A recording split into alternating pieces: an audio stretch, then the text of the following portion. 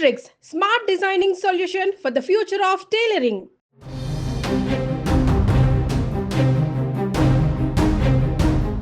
బంగాళాఖాతం అల్లకల్లోలంగా మారింది. ఈ కారణంగా తుఫాను ముప్పు తప్పదని భారత వాతావరణ శాఖ హెచ్చరించింది. పైగా తుఫాను ప్రభావంతో తెలంగాణతో పాటు అనేక రాష్ట్రాలలో భారీ వర్ష సూచన ఉందని పేర్కొంది. దేశవ్యాప్తంగా పలు రాష్ట్రాలలో భారీ వర్షాలు కురుస్తాయని భారత వాతావరణ శాఖ హెచ్చరించింది. ప్రధానంగా ఈశాన్య భారత రాష్ట్రాలపైన ఈ ప్రభావం అధికంగా ఉంటుందని పేర్కొంది. భారీ వర్షంతో పాటు మంచు కురిసే అవకాశం ఉందని వార్నింగ్ ఇచ్చింది. ఈ మేరకు రాష్ట్రాల జాబితాను విడుదల చేసింది. అరుణాచల్ ప్రదేశ్లో బుధవారం భారీ వర్షం కురుస్తుందని, అలాగే హిమపాతం కూడా భారీగా ఉంటుందని తెలిపింది. గురువారం జమ్మూ కాశ్మీర్, లడఖ్, హిమాచల్ ప్రదేశ్లో కూడా ఇదే మాదిరిగా ఉండే అవకాశం ఉందని పేర్కొంది. అలాగే ఉత్తరాఖండ్, పంజాబ్, హర్యానా, చండీగఢ్, ఢిల్లీ, యూపీ, జార్ఖండ్ రాష్ట్రాలలో ఉరుములు మెరుపులతో కూడిన వర్షం కురిసే అవకాశం ఉందని ఐఎండీ తెలిపింది.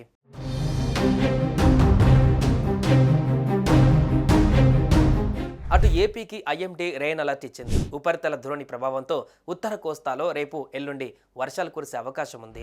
మరోవైపు తెలంగాణలో ఫిబ్రవరి 22వ తేదీన తేలికపాటి నుంచి ఒక మోస్తారు వర్షాలు పడవచ్చని ఐఎండీ అంచనా వేసింది. మంగళవారం జార్ఖండ్ నుంచి దక్షిణ ఒడిశా వరకు ఉన్న ఉపరితల ద్రోణి బుధవారం గంగా పరివాహక పశ్చిమ బెంగాల్ నుండి తెలంగాణ వరకు సగటు సముద్ర మట్టానికి 0.9 కిలోమీటర్ల ఎత్తులో విస్తరించింది.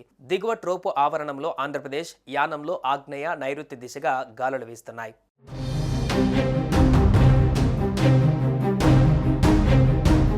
ఉత్తర కోస్తాలో రేపు ఎల్లుండి తేలికపాటి నుంచి మోస్తారు వర్షాలు కురిసే అవకాశం ఉంది. దక్షిణ కోస్తా, సీమ జిల్లాలకు ఎలాంటి వర్ష సూచన లేదు.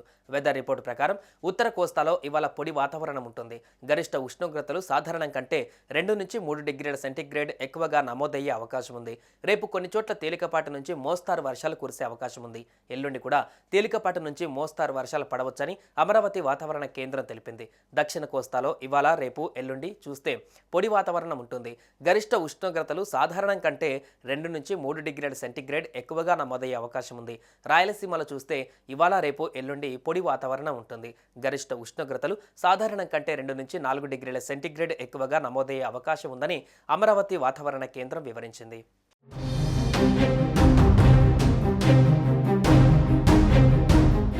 ఇక తెలంగాణలో చూస్తే ఫిబ్రవరి 21వ తేదీ వరకు పూర్తిగా పొడి వాతావరణమే ఉండనుంది.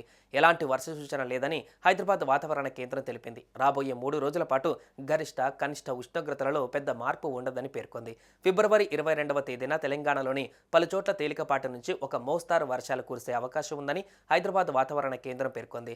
ఎలాంటి హెచ్చరికలు లేవని స్పష్టం చేసింది. ఫిబ్రవరి 23వ తేదీ నుంచి మళ్లీ పొడి వాతావరణమే ఉండనుంది.